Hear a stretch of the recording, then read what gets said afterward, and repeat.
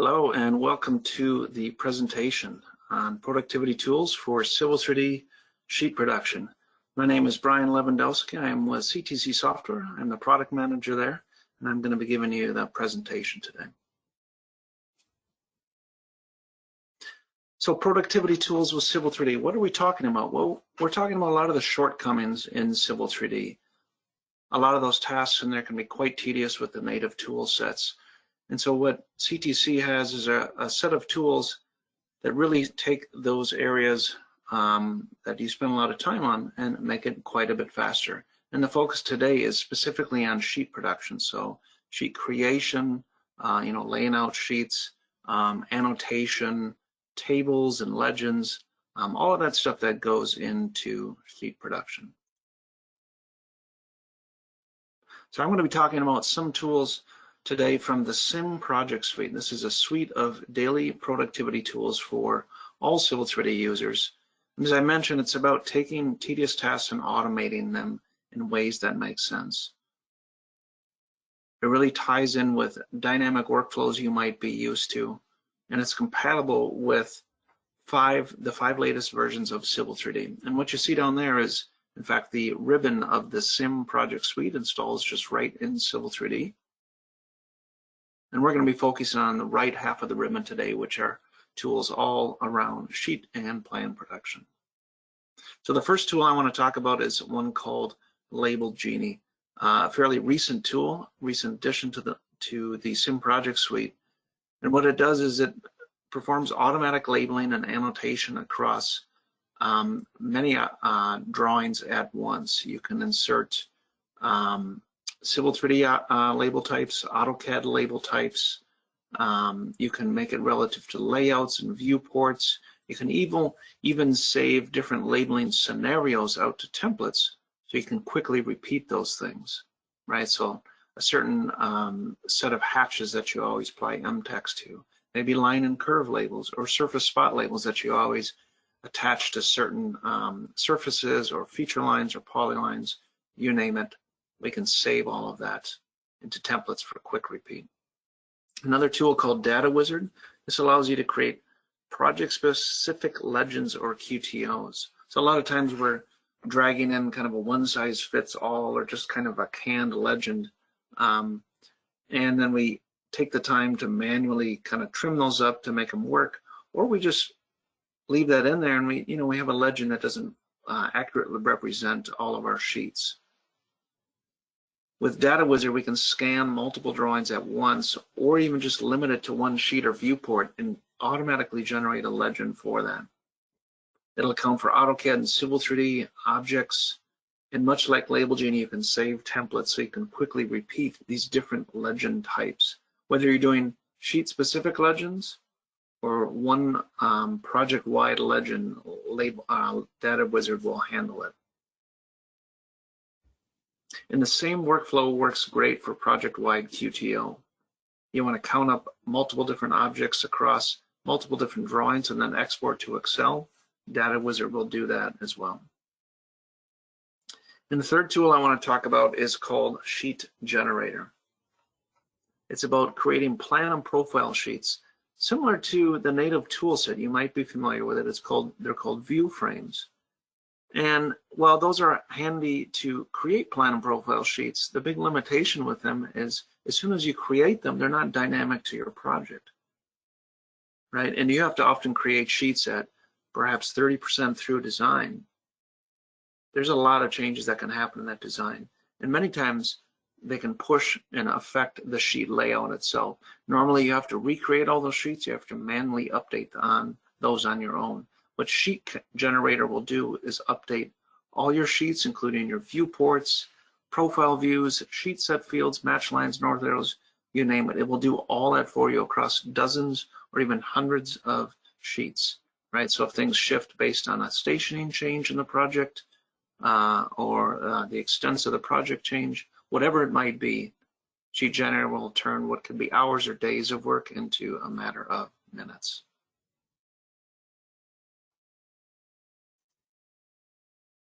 So I'm going to jump into Civil 3D and show you how some of these work. First one we'll start with is Label Genie. Now I've got a couple different project scenarios we're working with here. Some of them may be project types you don't necessarily use, but the application is similar, obviously. So what I'm going to start with here is a geometry plan or a site plan for some residential work. And what I want to be able to do is lay out my line and curve labels on these lot lines along the right-of-way.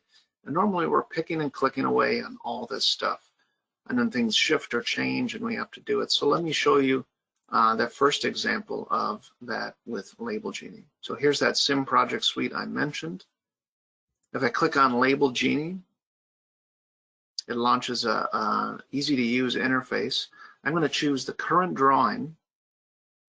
I'm going to label line and curve labels. I'm going to anchor them to polylines, and specifically I'm going to anchor them to polylines on this layer.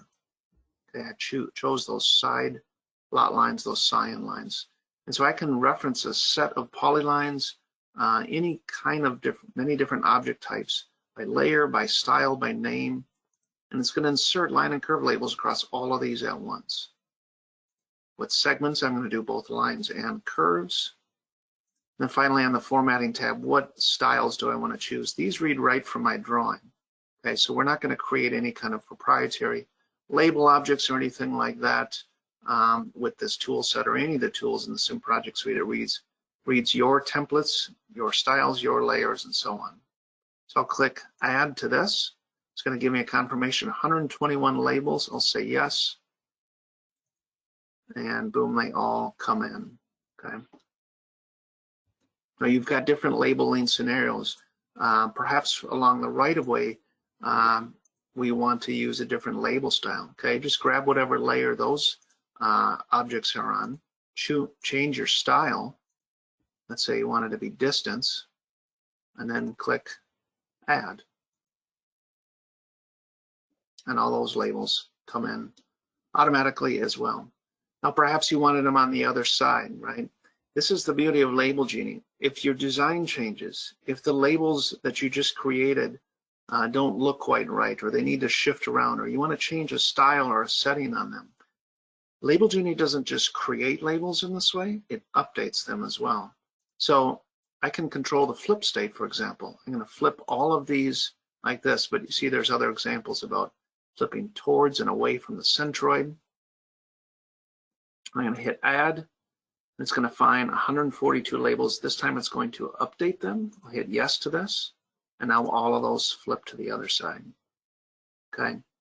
What Label Genie can do, there's tons of different things we can label. Let me take something totally different like assemblies, right? There's no assembly labels. It's nice to be able to keep these straight with little labels on them, but there's really no way to do that. And so Label Genie will handle this as well. Let's grab mtext, assemblies, but notice all the other label or the anchor objects we can choose here. AutoCAD and Civil 3D object types. And in fact, we've got a big update to Label Genie coming out. This list of anchor objects is going to be doubled so that just about any anchor object you can think of will be in here. I'm going to anchor mtext to assemblies. Then I can choose what information to read from those assemblies. I'm going to take the assembly name. Okay. We don't need to make it annotative. We'll make the height 0.2. Choose a display width of 5. And then all kinds of offset options. We'll do a vertical offset of -3. And we can turn the background mask off. Okay. But it's mtext, so a lot of those properties that you are concerned with show up here. What layers are going to land on, okay, the orientation, all those kinds of things. I'm showing you one example here with assemblies, but you can do it for all sorts of things. I think I've got a layer filter on here. Yep, let's turn that off. Notice it told me there's nothing to label. It's because I was looking for a layer that assemblies weren't on. There we go, 8 labels at once. Boom, everything comes in. Okay, this is making mtext with embedded AutoCAD fields in it, so it's dynamic. So as the name of that assembly changes, the name of, or that label itself will change. So If this is a different piece of text in there, simply refresh the labels update, okay? So many areas like this all across your drawings.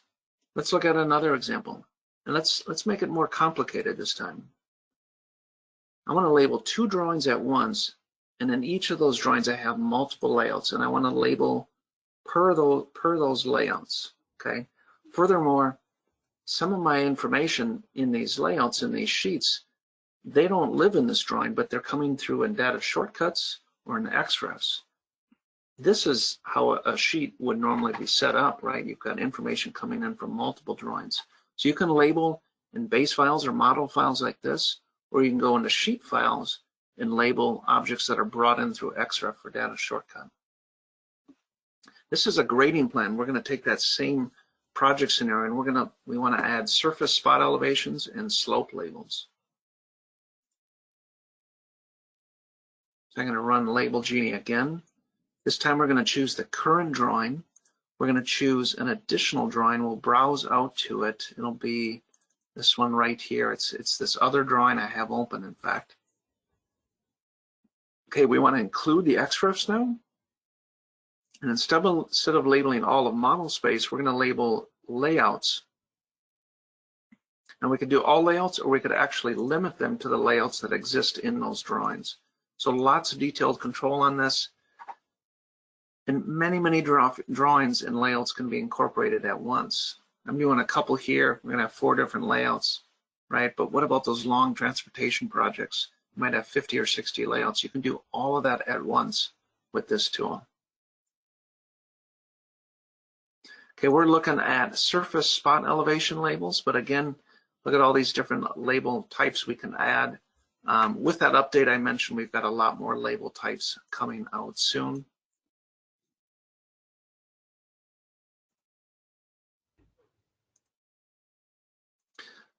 We're going to attach these to feature lines, and we're going to put these on feature lines that are of the layer. Say you don't know the exact layer name. You can put asterisks before and after and just say, you know, grab me layers with the word lots in it. And I can even click the check button, and it'll check in my source drawings. Did it find those objects? Yes, 122 feature lines in each drawing. Okay, we're going to anchor this to the vertices of these feature lines. We're going to do it to all the points except the midpoints here. Now these are surface spot elevations, so they need a surface from which to read elevations. Well, instead of doing layer filtering, I can do, say, object name filtering and say, grab whatever surface has the text FG or finish grade in it. And then on the formatting tab here, these are just surface spot elevations, so there's no data contents up here to work with, but I do have my styles to choose. So I'll go ahead and choose that and hit Add Update Labels. It's going to scan through those 2 drawings and layouts and figure out what should be created. Turns out it's 519 labels. Do I want to proceed? I'll say yes to this. So these are surface spots. Think about the work involved to do this, right? You would be clicking 522 times to insert every one of those in each and every drawing. And we just did it at once across 4 layouts and 2 drawings at once. I said it was per layout, right? So in this drawing, here's the whole project, but it was only reading the viewports on these 2 layouts. That's why you see only this upper half labeled. Now, if I jump to this other drawing, notice all of these are labeled, and it was the bottom half of the project. Now, like I'd shown you with the line and curve labels, everything is dynamic. Say the grading plan changes, and the high and low points along these lot lines need to shift. You simply run it again. Maybe the appearance or the style on those labels aren't what you want. Like maybe we want a rotation on this, 45 degrees. Click Add. I remembered my previous settings, so all I have to do is change the rotation value, and now it's going to update 519 labels. And all of those have a rotation on them now.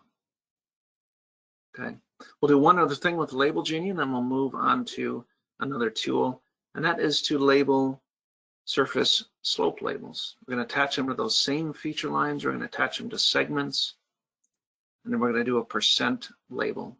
So we want slope labels on all of these grade segments in our lot lines. I'm going to click Add.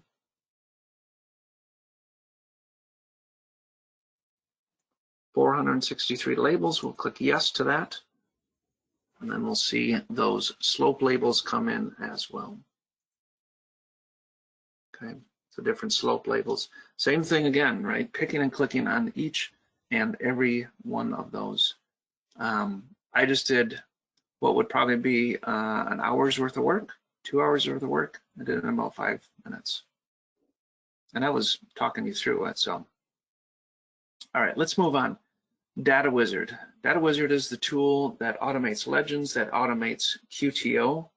The example I want to show you here is one around creating sheet-specific legends. But as I mentioned, you can do project-wide legends as well. And the reason custom legends are important is because a one-size legend often requires tedious kind of deletion or additions to it to make it match your project. Or worse yet, you have a legend that just has information in it that doesn't exist in your project.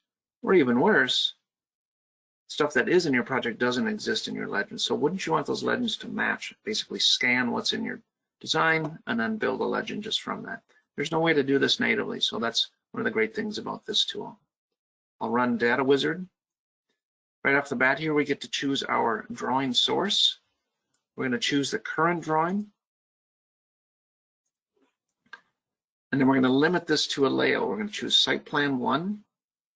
And I'm going to choose this viewport right here. I'm going to go to the next tab.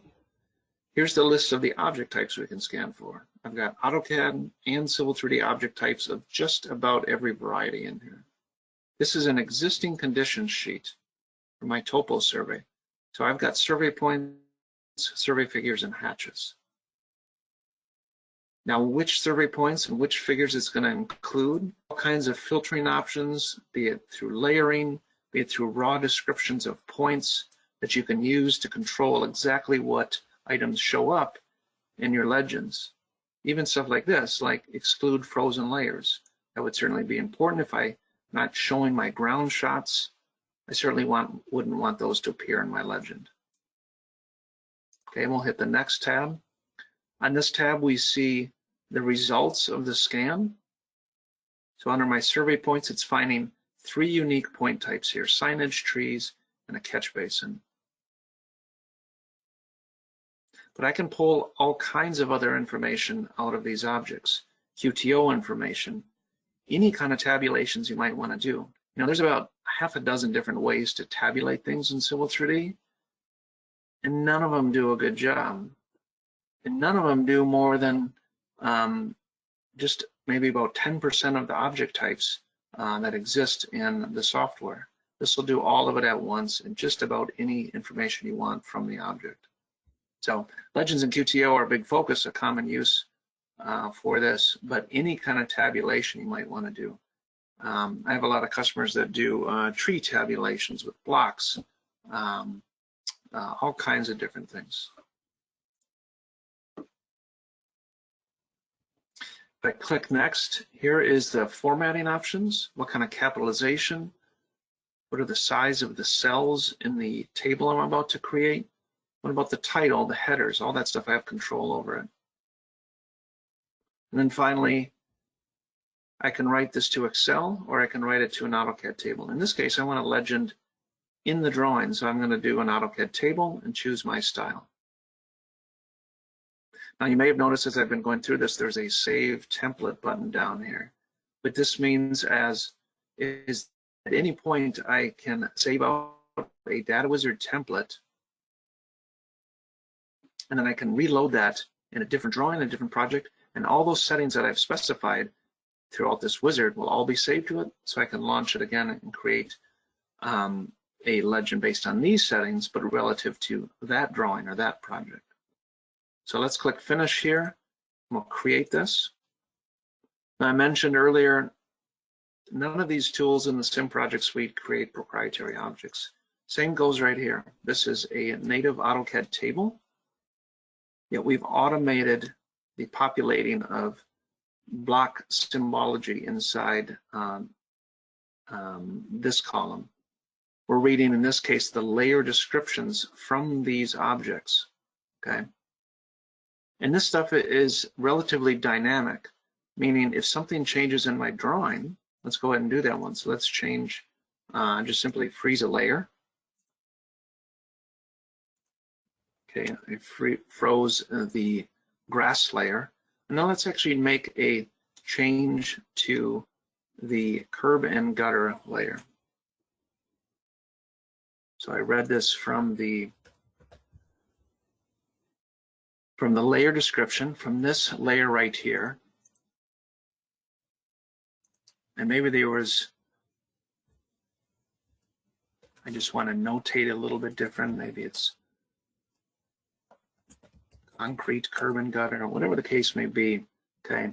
Any of those changes you make in your drawing, you simply come back to Data Wizard, run the update table command, pick on your table. We're going to read, write this out to the same AutoCAD table, and we're going to read the settings from the table. So I'm going to hit OK, and you're going to watch as this table changes here. Okay, there's a new layer description. Okay, the grass hatching is gone now. And notice this symbology, everything's to scale. The hatch scaling, the line type scaling, the storm inlets here. Now the tree size is very key, so this is taking the default size from the point style, but you get the idea. Let's look at another scenario. What can we scan for? There's just about every object type in there I'd shown you. Think about M leaders you're using as callouts. Okay, so attributed blocks embedded in your M leaders, a great tool for callouts like this.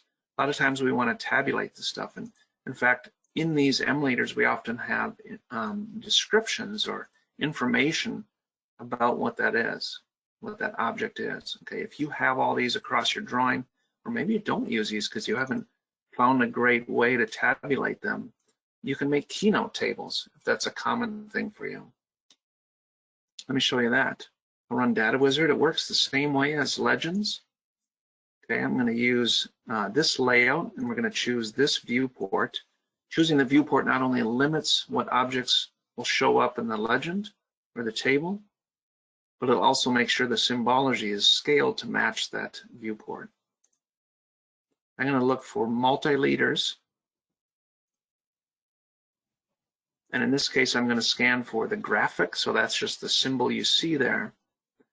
And then you might have noticed this earlier. There's an additional data option in here. And what that is custom attribute information you might have in your objects. I said these were attributed blocks. If I jump into here, it's picking up on those custom attributes I have in those multi-leaders. Now this would work for standard blocks or attributed block multi-leaders. And I can choose information from those attributes to be included in my table. I could use Civil 3D user-defined properties. I could use GIS object data. I could use Civil 3D property sets. Basically, any information you might have in your drawings, we can read it, we can tabulate it, do anything you need with it. So I'm going to hit next. On this final screen, we've got formatting options again in here. I didn't mention before, there's sorting options, okay? And what we're going to do is create a table. Here's a final preview with those descriptions. They're going to come through. We're going to write this out to an AutoCAD table again. I'll hit finish. We'll drop that right down here. Okay, all that symbology comes in to scale.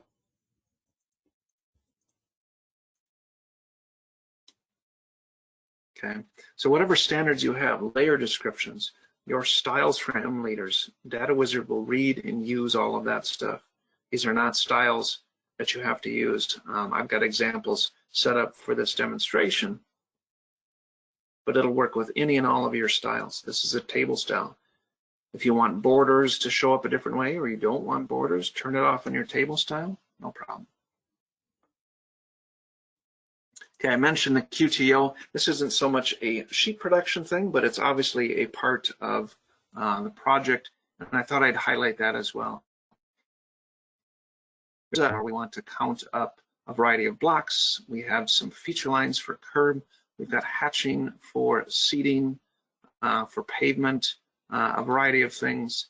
If I run this again, I'm going to scan the entire drawing, and we're going to grab those blocks, feature lines, and hatches out of here. I hit next, and here I've got some of that quantity information turned on. So in this data to extract option here, I've got areas, lengths, and count, and that information is showing up here.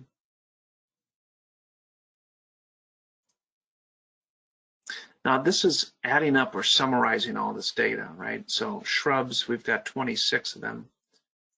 But there are options in here for whether you want to summarize or combine items like this, or if you want to separate them. If you want to list each entity like a, you want to list each object, the northing and easting of it, for example. We can do separate items like this with a summary or without. And if I do that, just as an example, I'll show you what that looks like.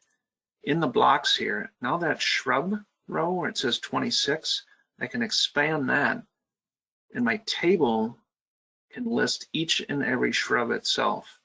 A lot of different workflows for that, but I just want to highlight that with Data Wizard we can summarize, or we can list individually all the objects we're finding. Summarize or combine, I guess, different ways to term it. We want a QTO, so we want one entry for all the shrubs. And then finally, we're going to write this out to an Excel spreadsheet. Hit finish. It's going to open up Excel for us. Here is that QTO, the count, the lengths, the areas for all those different object types. Okay. I did that in one drawing. You could do it across a dozen drawings at once. Count everything up at once, get QTOs really quickly, really easily that way. The last tool I want to talk to you about is Sheet Generator, and this deals with plan and profile sheets. I mentioned in the intro, I mentioned the View Frames toolset. This is a native toolset that will create plan and profile sheets for you, make the layouts, viewports, and all that kind of thing. But there's this big limitation, as I said, right, which is when your project changes, there's no way to update those sheets. You just have to delete them again, or you have to manually go update all those viewports, those north arrows on your own. This does one of two things: is it wastes a lot of time for us to do that, or it forces us to lock in and kind of stay married to a sheet layout, when it would be really nice if at any point we could simply shift our sheet layout based on any changes in our alignment or the project, or just preferences on how we want to show those sheets.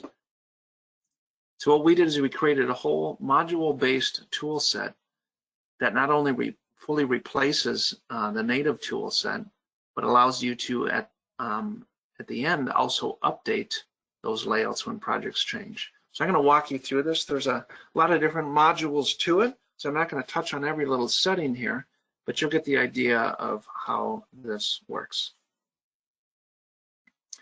I'm going to run plan view shapes. View shapes are what lays out in plan view here, which is going to represent each one of our viewports. Let's choose a starting stationing. Go right here. I'm going to specify a distance between match lines. Notice it tells me the maximum distance. This is based on the size of my, let me back up here. The size of my sheet itself. This is my sheet template. And how Sheet Generator works is it reads a rectangular block on your sheet template. That's the only requirement for Sheet Generator, is that you place one of these simple blocks on here. And when we have that, we know how much we can fit on your sheet. And so with that, we're going to take that block and we're going to lay that out along our alignment here. And so based on that size as well as my drawing scale, I know what kind of distance I have between match lines. We can tell it to align or avoid alignment vertices like PCs or PTs that are within 5 meters. I'm going to hit finish. Now lay out all those sheets, okay? Now, if that doesn't look the way you want, you can simply run it again. If there was a station shift, it needed to go back like that. Click next, finish, watch this whole thing shift, okay? Shifted it back by 20, 30 meters. What these are polylines. This is what our viewports are going to be.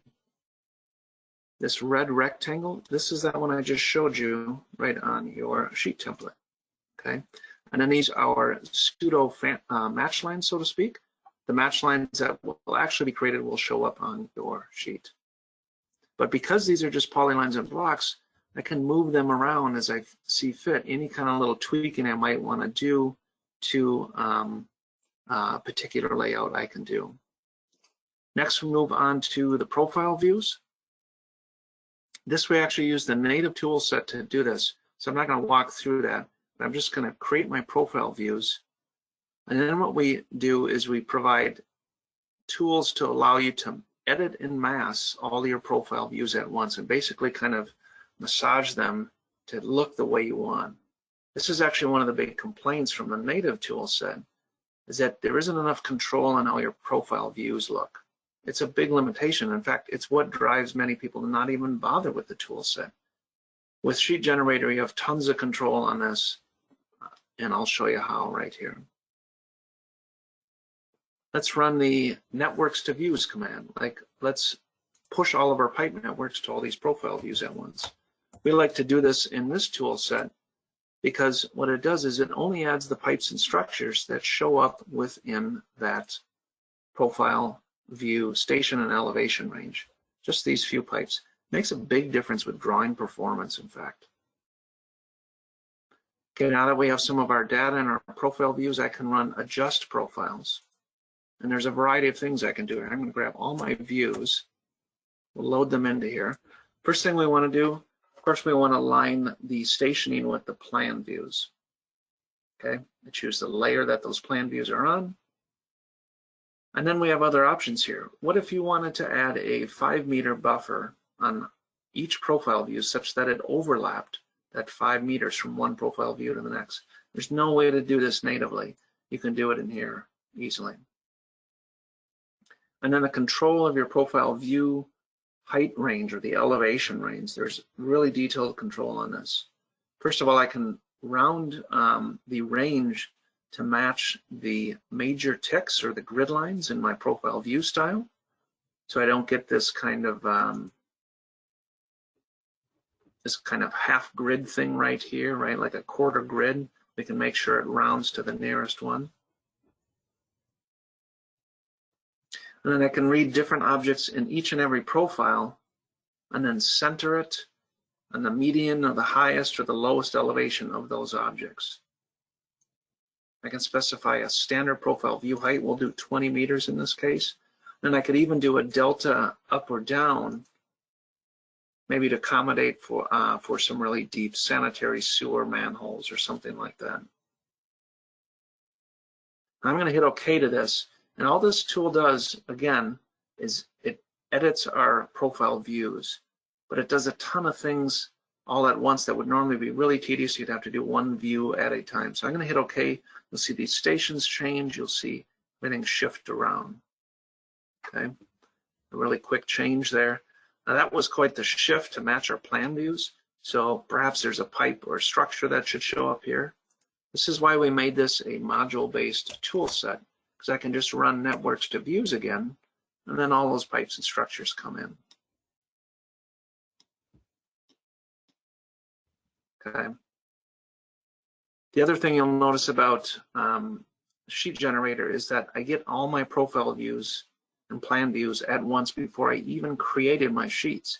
This allows me to really understand what I'm about to create before I even make those layouts in the first place. Now we can update them after the fact, but it's nice to be able to see these before. So one more step before we run layouts, which is to place our profile print area from our sheet, place that over our profile views. And that's a fairly simple command, but it helps us understand, again, where those profile views are going to fit in on sheets. Finally, we're going to go ahead and create layouts.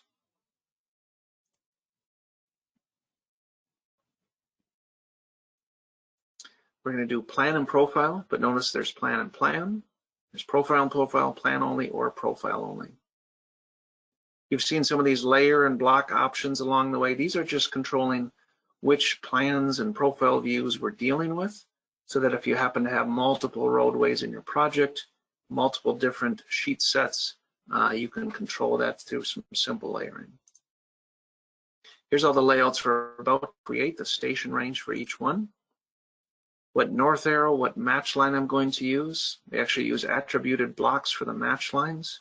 And we auto-populate those with sheet set fields. We can even insert profile match line blocks if you have a need for that. Not something you'll find in the native tool set again, but we have that in here in case you need to do that.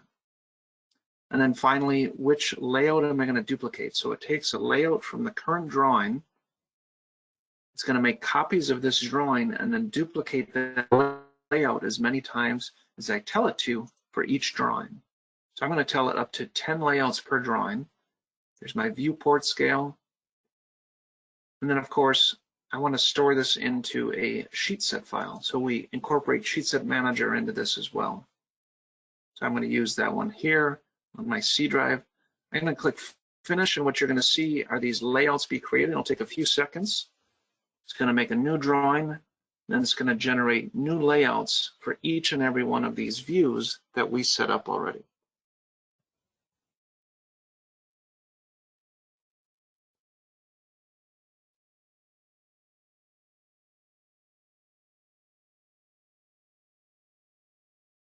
And then finally, it loads them into Sheet Set Manager, and it opens Sheet Set Manager for me. I can double click on one of these, open up that file, it brings me right to that. Okay, that's just the native Sheet Set Manager there. And here's one of my layouts. Okay, out again, nothing proprietary. Okay, but it sized all of our viewports for us.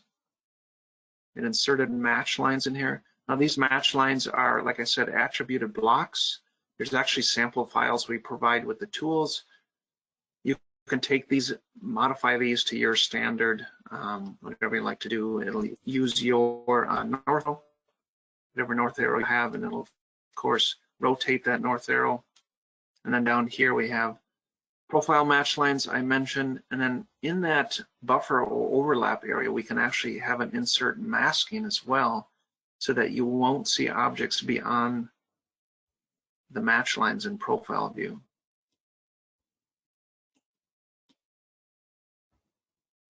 All the tabs are named appropriately. All the sheet set fields are named appropriately.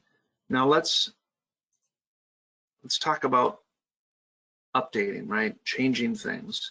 This is the real meat of this tool. Everything I showed you so far, there's some bells and whistles beyond the native tool set along the way, right? But we just created the layouts. But the real power of this tool is the ability to update this stuff after the fact. Normally you're stuck. These are a bunch of static layouts, but we have control on all these through this update layouts command. And so let's go ahead and make a change. Let's say we had to shift this back again. The start of the project shifted this way again. So let's grab the Plan View Shapes tool. And now the stationing is to start right at 0. Okay. And hit Next and Finish, and then you're going to see all of these shift again. Okay.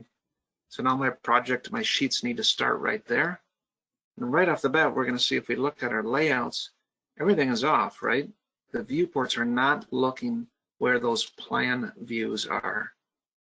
So we know we got a bunch of work there, okay? But here's how easy it is with Sheet Generator. You simply make the changes you want in plan view. Okay, there could have been an alignment, stationing shift, anything. You come over to your profile views, you run Adjust Views again. Click all of those. You'll remember your previous settings, just hit OK. Everything will shift, okay? And then run Profile View Shapes to make sure your views are placed in that print block such that starting stationing or the ending or the middle lines up with plan and profile view. That's the what this is about here. Okay. Now everything's updated in model space here. I simply need to push this to all my sheets. So my north arrows re-rotate, my viewports update, my sheet set stationing and match line stationing updates. Okay, right, we've got, I mean, this is a small sample project, but we've got 8 different layouts here, all that would need to be deleted or manually edited. And the issue with deleting them is, right, you end up creating you end up doing a number of sheet edits. You might put some paper space tables in here with Data Wizard, that kind of stuff. You don't want to just delete that stuff. Once you create your layouts, it's nice to be able to just manage them and have them update as you need. So let me show you this final step here. We'll run update layouts. Again, we're updating plan and profile sheets. Here's some of my block and layer selections. My north arrow and match line blocks, okay? So I could actually choose to, at this point, insert a different match line block if there was a change, right? That's why we give these controls along the way, even for the updating. And then on this page, it tells me the station range, the new station range between my match lines, and then the layout name down here that it's matching up with. Now you can override these, but it does 99% of the time do a good job of matching everything up. And then finally, it's going to update all the fields in our sheet set.